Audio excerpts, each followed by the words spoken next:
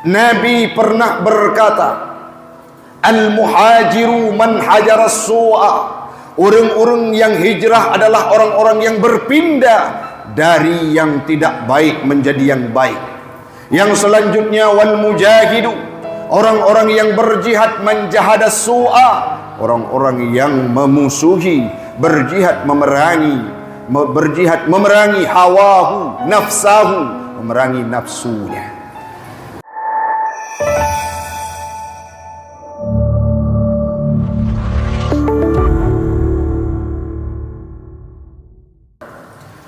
Jamaah sedang solat Jumat sekeyakinan seakidah yang kami muliakan. Marilah di awal perjumpaan kita pada siang yang mulia ini senantiasa kita bertahmid, memuji Allah Subhanahu wa ta'ala di atas segala nikmat dan rahmatnya yang masih diberikan kepada kita. Walaupun kadangkala manusia jarang bersyukur dan tidak pernah taubat kepadanya, namun Allah tidak pernah melepaskan nikmatnya terhadap umat manusia, tidak terkecuali kita semua. Salawat dan salam marilah sama-sama kita hantarkan keharibaan baginda Rasulullah sallallahu alaihi wasallam, seorang nabi yang telah menyempurnakan risalah para anbiya, yakni dengan hijrahnya beliau dari kota Makkah menuju ke kota Madinah, yang selanjutnya Nabi Muhammad juga beliau menerapkan dan senantiasa bertaubat, beribadah kepada Allah walaupun beliau maksum, tidak pernah mengerjakan dosa besar, bahkan dosa kecil tidak pernah tersentuh dengan tubuhnya, namun taubat Nabi mengalahkan kita semua. Salawat dan salam kepada al dan sahabat beliau sekalian, para alim ulama mutaqaddimin dan mutaakhirin yang muktabar kedua-duanya. Urangnya ulama sidra dua bahkan ratusan lebih ulama di Aceh sudah kembali ke hadiratnya. Yang terakhir yang masih segar dalam memori kita, ayah Haji Nurdin di Nisam, Walid Nura di Barat Selatan.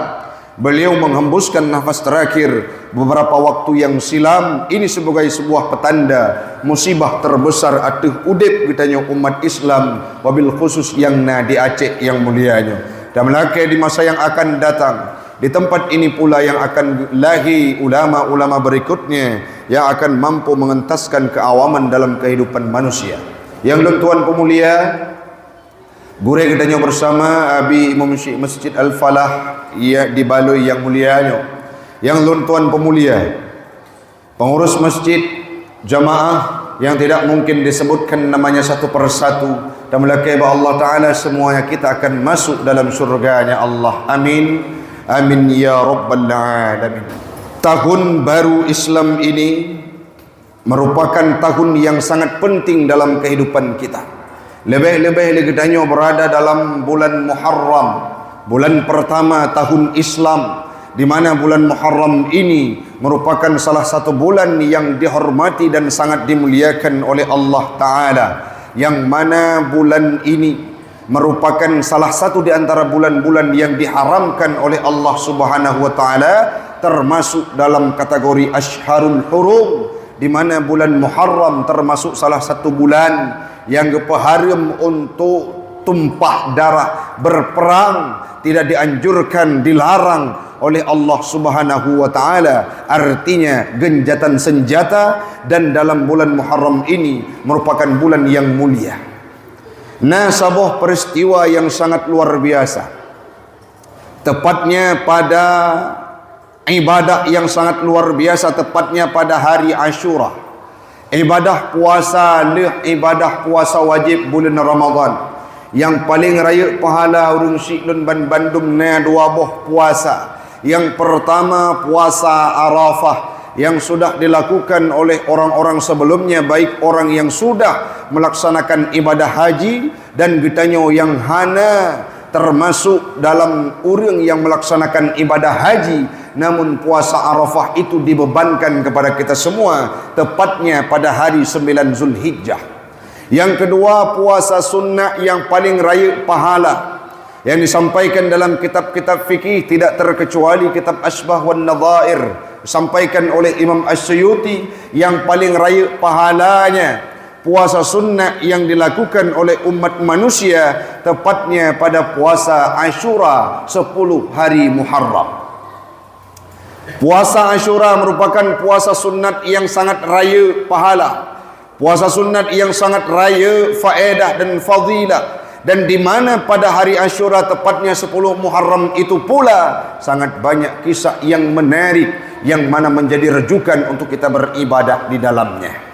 Watetro urosiplo Muharram urung siklun ban Bandung, getanya umat Islam disunnahkan untuk berpuasa, yang mana fadilahnya sangat luar biasa dalam kehidupan kita. Dan dulunya pada 10 Muharram nasidro Nabi yang gepubut salah secara pandangan manusia, yakni gepajuh boh khuldi alias Nabi Allah Adam, merupakan nenek daripada manusia, kakek daripada manusia, karena dari Nabi Allah Adam itulah muncul kita pada hari ini. Nabi Adam gepajuh boh khuldi dengan Siti Hawa diturunkan oleh Allah Ta'ala dalam permukaan dunia.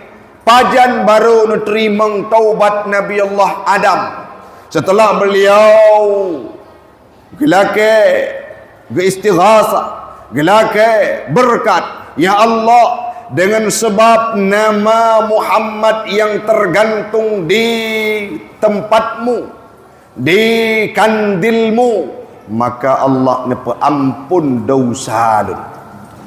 Puasa yang diucapkan oleh Nabi Allah Adam tepatnya pada 10 Muharram, kalimat istighfar, Rabbana zalamna anfusana wa illam taghfir lana latarhamna lanakunanna minal khasirin.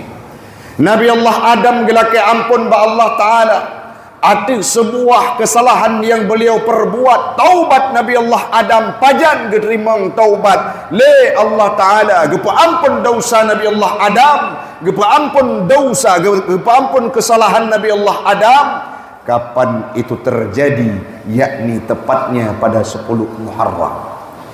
Maka ligedanya oronyo untuk tak praktekkan lam udik sangat cocok dan sangat wajar.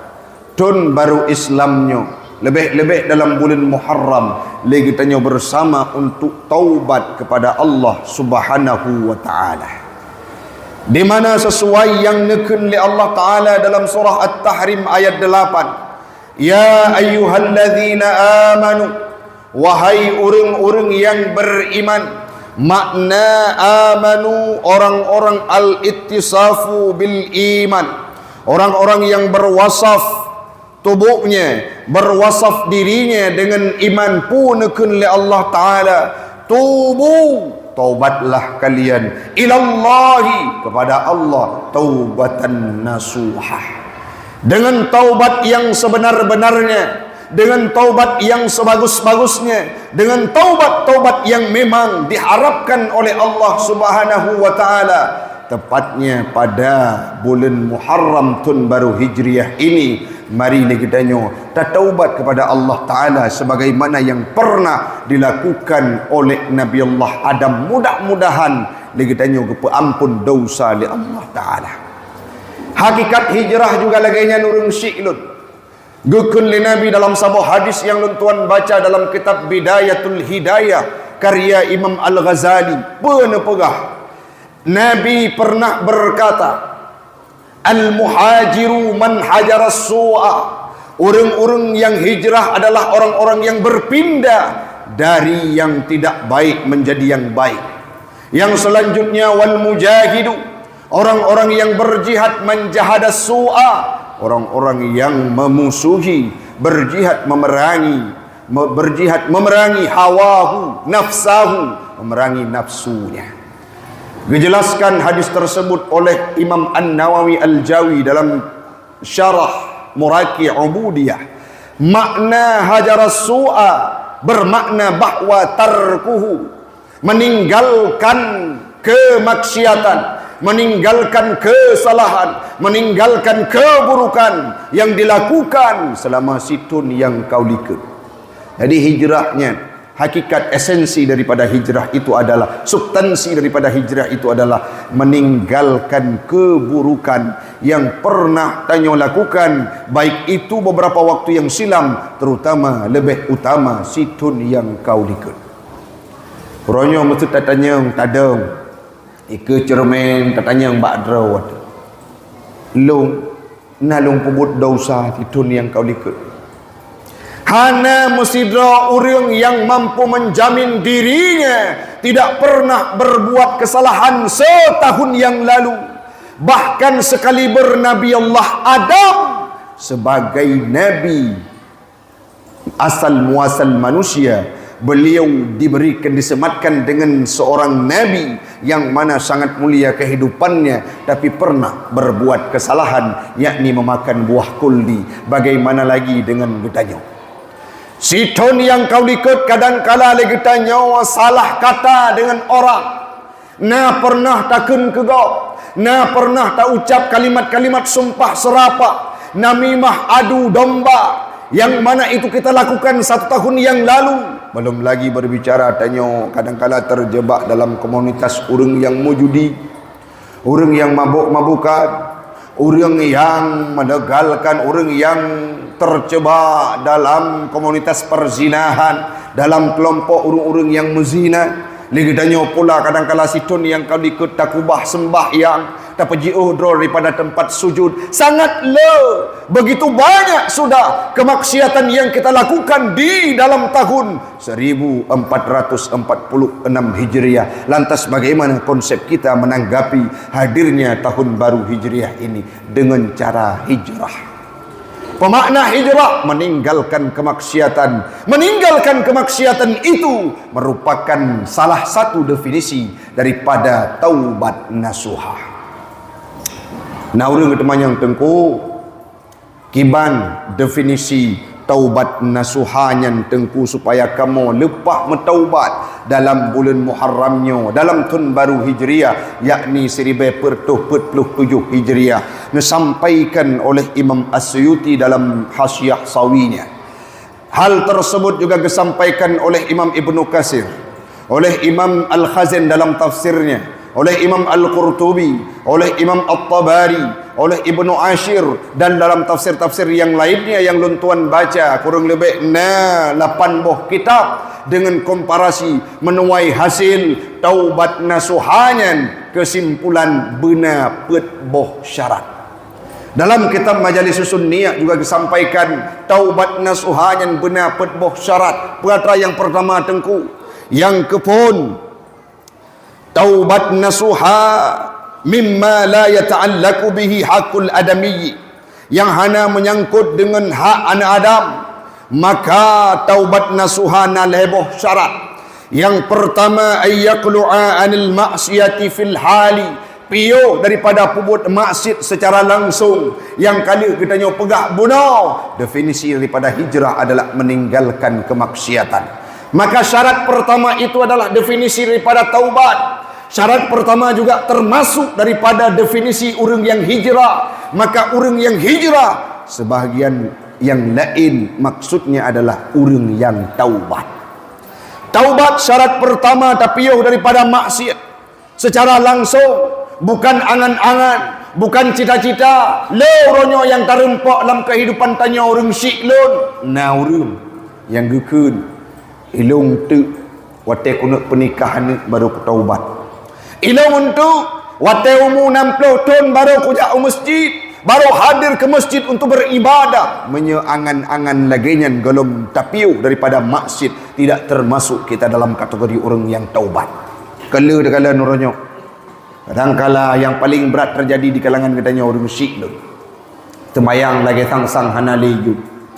Gejau belang semayang asal tepat bamughrib, panai aturan qadanya dilegalkan, meninggalkan solat merupakan dosa raya, hana aturan. Sidra orang yang bekerja jid kepun tu semayang, kecuali jamak yang dianjurkan dalam agama saat melakukan perjalanan musafir. Bahkan sabah aturan bisa solat itu dijamakkan apabila kita tanya tahadir ke masjid untuk berjamaah, tiba-tiba ujian raya yang mana lagi tanya menyetawon tu tidak mampu kita balik lagi untuk berjamaah, itu ada pendapat dibolehkan untuk jamaah semayang.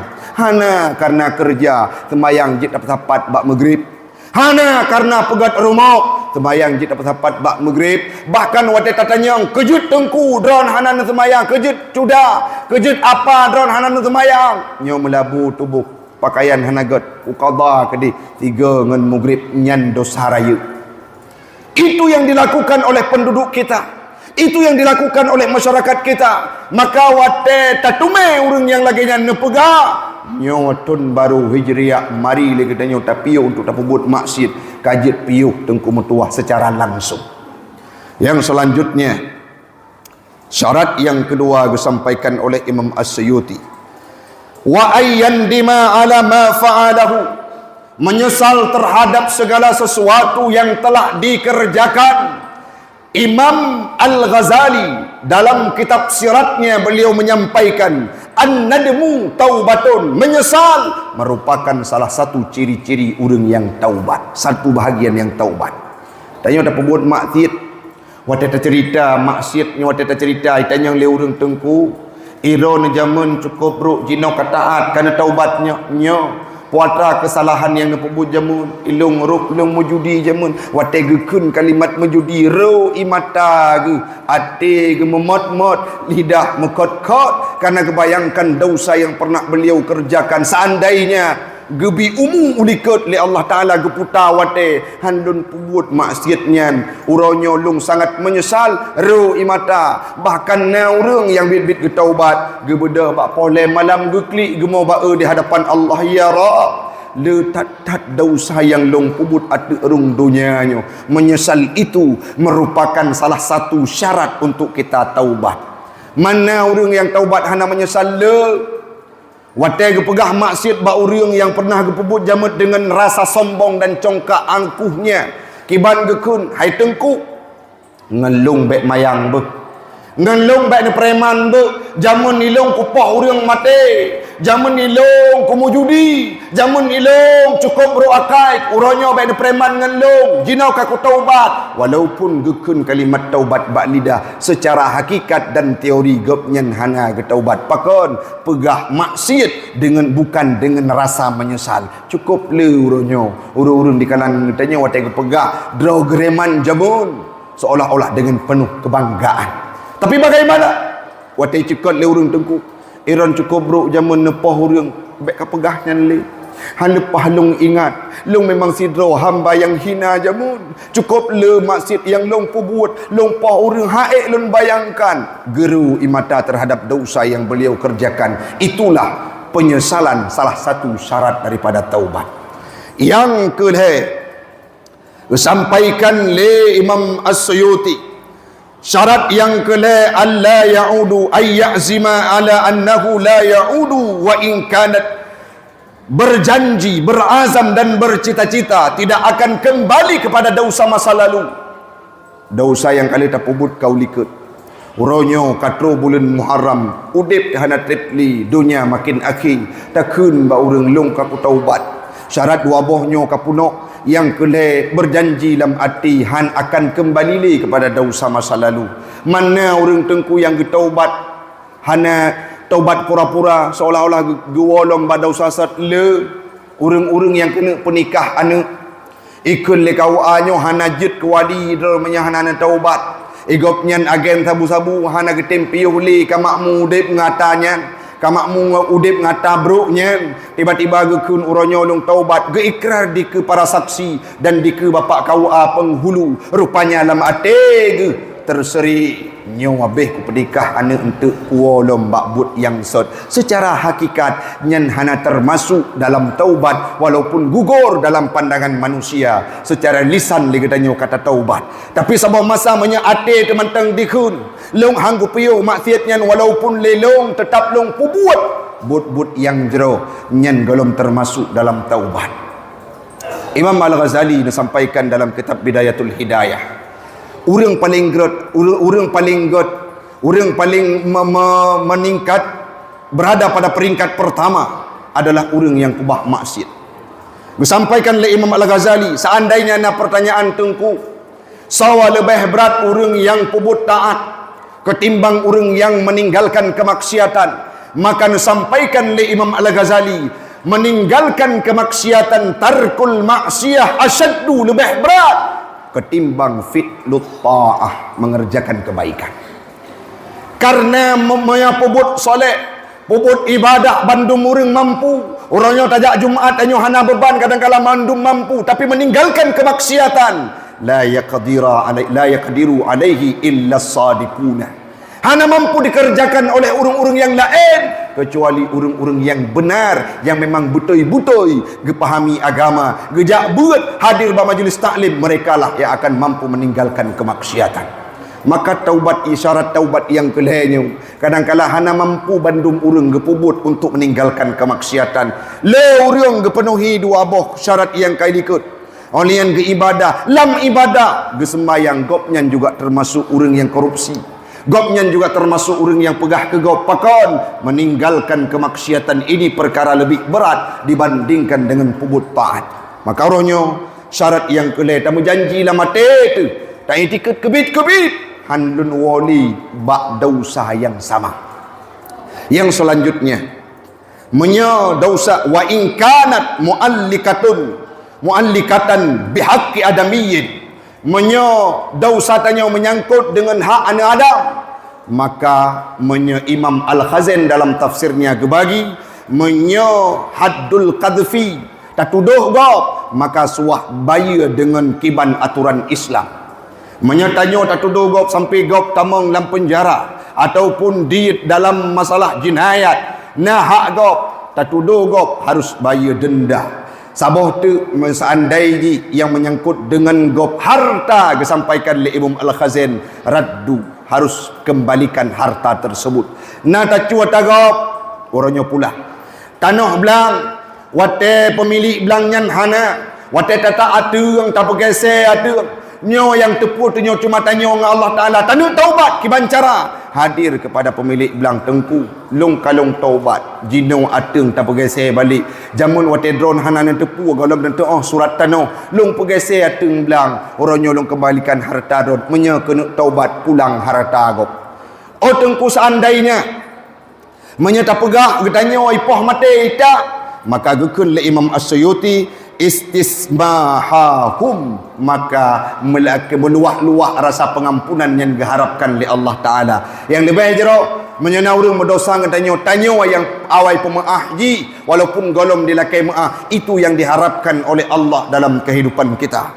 Yang selanjutnya hukum taubatnya tengku. Taubat merupakan hukumnya wajibatun min kulli dzambin kana kabiratan au saghiratan. Taubatnya hukum wajib di atas setiap orang yang berdosa, baik itu dosa kecil ataupun dosa besar.